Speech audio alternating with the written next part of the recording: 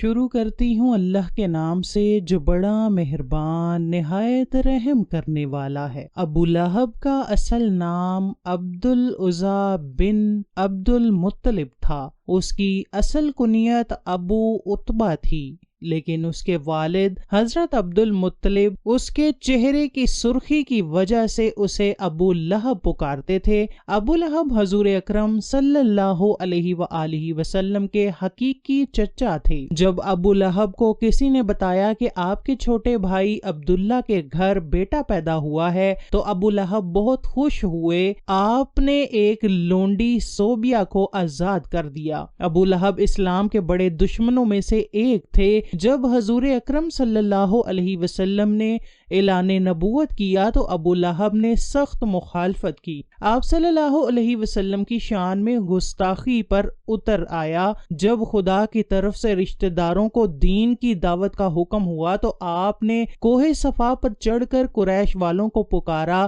جب سارے اکٹھے ہوئے تو آپ صلی اللہ علیہ وسلم نے فرمایا کہ اگر میں آپ کو کہوں کہ اس پہاڑی کے پیچھے سے ایک لشکر تم پر حملہ کرنے والا ہے تو کیا تم میری بات کا یقین کر لوگے؟ سب نے آپ کے حکم پر لبیک کہا کہ آپ نے ہمیشہ ہی سچ بولا ہے۔ اس کے بعد آپ صلی اللہ علیہ وسلم نے فرمایا کہ میں خدا کے حکم سے تم کو ایک سخت عذاب سے آگاہ کرنے کے لیے آیا ہوں جو دشمنوں کے حملے سے بھی زیادہ خطرناک ہے۔ جب آپ صلی اللہ علیہ وسلم نے یہ الفاظ فرمائے تو ابو لہب نے آپ کی مخالفت کرتے ہوئے کہا، غارت ہو تم پر، نعوذ باللہ، تو نے ہم کو اس لیے بلایا ہے۔ اس پر سورہ لہب نازل ہوئی۔ جب رسول اکرم پیغام خدا دیتے تو ابو لہب آپ کو بڑا برا کہنے لگ جاتے کہ یہ جھوٹا ہے جو اپنے آباء و اجداد کے دین کو چھوڑ کر اپنا جھوٹا دین پھیلا رہا ہے۔ بعض روایات میں ہے کہ ابو لہب نے کوہ صفا پر آپ صلی اللہ علیہ وسلم کو قتل کرنے کے لیے ایک پتھر بھی اٹھا لیا تھا۔ ابو لہب حضور کے اتنے مخالف تھے کہ جب حضور اکرم کے بیٹے عبداللہ کا انتقال ہوا تو ابو لہب بہت خوش ہوئے۔ وہ دوڑتے ہوئے اپنے دوستوں کے پاس گئے اور کہا کہ حضور اکرم فوت ہو گئے ہیں، نعوذ باللہ۔ ایام حج میں بھی ابو لہب آپ کے پیچھے لگا رہتا تھا، یہاں تک کہ وہ آپ کو پتھر مارتا تھا جس سے آپ کی ایڑیاں خون سے تر ہو جاتی تھی۔ قرآن پاک میں بدبخت ابو لہب کی موت کے بارے میں سخت الفاظ بیان کیے گئے ہیں جو کہ حرف بہ حرف پورے ہوئے۔ وہ بہت ذلت کی موت مرا۔ ابو لہب بہت مالدار تھا۔ جب اس کو خدا کے عذاب سے ڈرایا جاتا تھا تو وہ کہتا تھا کہ اگر حضور کی بات سچ ہے تو آخرت کے دن مال و اولاد کا نذرانہ دے کر عذاب سے چھوٹ جاؤں گا۔ ابن اسحاق سے مروی ہے کہ جب ابو لہب کی بیوی ام جمیل کو پتا چلا کہ میرے خاوند کے بارے میں سورت نازل ہوئی ہے تو وہ ایک پتھر لے کر آپ کو مارنے کے لیے مسجد الحرام میں پہنچ گئی۔ مسجد الحرام میں حضرت محمد صلی اللہ علیہ وسلم اپنے پیارے ساتھی حضرت ابوبکر صدیق کے ساتھ آرام فرما رہے تھے تو اللہ تبارک و تعالی نے ام جمیل کی نظروں پر ایسا پردہ ڈالا کہ اس کو صرف حضرت ابوبکر صدیق ہی نظر آئے۔ اس نے پوچھا کہ مجھے معلوم ہے کہ حضرت محمد میری مذمت و رجوع کرتے ہیں، خدا کی قسم اگر محمد میرے سامنے ہوتے تو میں اس کو پتھر مارتی۔ وہ دشمن اور مخالفت کی وجہ سے حضرت محمد کو مذمم کہتے تھے۔ یہ کہہ کر وہ واپس چلی گئی۔ قریش والے جب مذمم کہتے تو آپ فرماتے کہ اے لوگو، اللہ تعالیٰ نے کس طرح ان کو صبر و شکم مجھ سے پھیر دیا۔ وہ مذمم کو برا بھلا کہتے ہیں۔ میں تو محمد خدا کا رسول ہوں۔ ابو لہب قریش کا مالدار آدمی تھا۔ اس کا سود خوری کا کاروبار بہت وسیع تھا۔ وہ لوگوں کو سود پر چیزیں دے کر خود منافع حاصل کرتا تھا، یہاں تک کہ اس نے خانہ کعبہ سے سونے کا ہرن چوری کر کے بیچ دیا تھا۔ ابو لہب کی اولاد بھی نبی کریم کی بہت زیادہ دشمن تھی۔ ابن عساکر اور ابن اسحاق لکھتے ہیں کہ ایک دن ابو لہب کے بیٹے عتیبہ نے یہ ٹھان لیا کہ وہ محمد کے پاس جا کر ان کے رب کے بارے میں بری باتیں کہہ کر ان کو اذیت پہنچائے گا۔ عتیبہ بدبخت نبی کریم کے پاس آیا اور بہت سخت کلامی کی اور بہت بڑا جرم یہ کیا کہ ان کے چہرے انور کی طرف تھوکا، مگر وہ ناپاک تھوک وجہ اطہر پر گرنے کی بجائے دور جا گرا۔ اس کی گستاخی پر حضور اکریم نے دعا مانگی، اے اللہ اس پر اپنے کتوں میں سے کسی کتے کو مسلط کر دے۔ عتیبہ اپنے خیال میں بڑا کارنامہ سر انجام دے کر اپنے باپ کے پاس گیا۔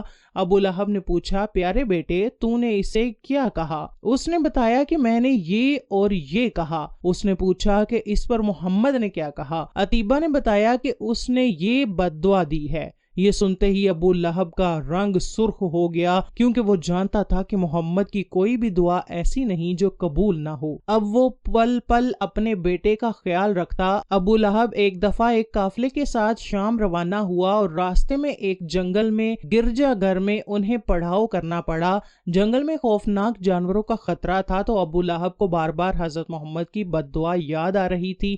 ابو لہب نے قافلے والوں سے کہا کہ چونکہ تم لوگوں پر میرے بہت احسانات ہیں تو میں تم سے ان کا بدلہ یہی چاہتا ہوں کہ آج رات میرے بیٹے عتیبہ کی حفاظت کی جائے۔ پس تم سارا سامان اس گرجا گھر کے صحن میں جمع کر دو اور اس کے اوپر میرے بیٹے کا بستر لگا دو، پھر اس سامان کے ارد گرد تم سب سو جاؤ۔ حبار کہتے ہیں کہ ہم نے ایسا ہی کیا۔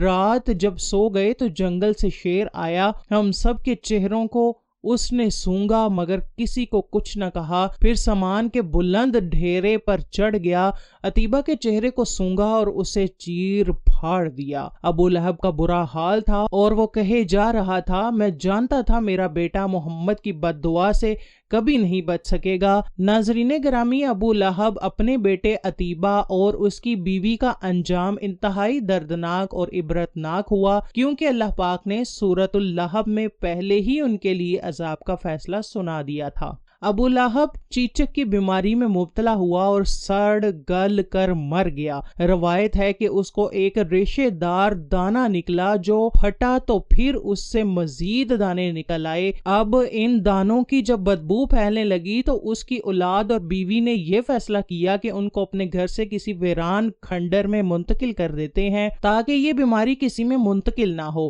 اسی بیماری، بدبو اور اذیت میں 7 دن رہنے کے بعد ابو لہب جہنم واصل ہوا اور اس کی لاش 3 دن تک پڑی رہی۔ کوئی اس کے قریب نہ بھٹکتا تھا۔ لوگوں کو ڈر تھا کہ جو قریب جائے گا اسے چھوت کی وہی بیماری لگ جائے گی جس سے وہ مرا ہے۔ جب بدبو پھیل گئی تو لوگوں نے اس کے اہل و عیال کو آر دلائی۔ اس پر انہوں نے ان تانوں سے تنگ آ کر کچھ حبشیوں کو اجرت دے کر لاش اٹھوائی، جنہوں نے اسے لمبی لکڑیوں پر رکھ کر ایک گھڑے میں پھینکا اور اوپر سے دور کھڑے ہو کر یوں پتھر پھینکتے گئے جیسے اسے رجم کیا جا رہا ہو۔ اس کی بیوی جو ام جمیل کے نام سے معروف تھی، ابو سفیان کی بہن تھی، اس کا نام عروہ بنت حرب تھا۔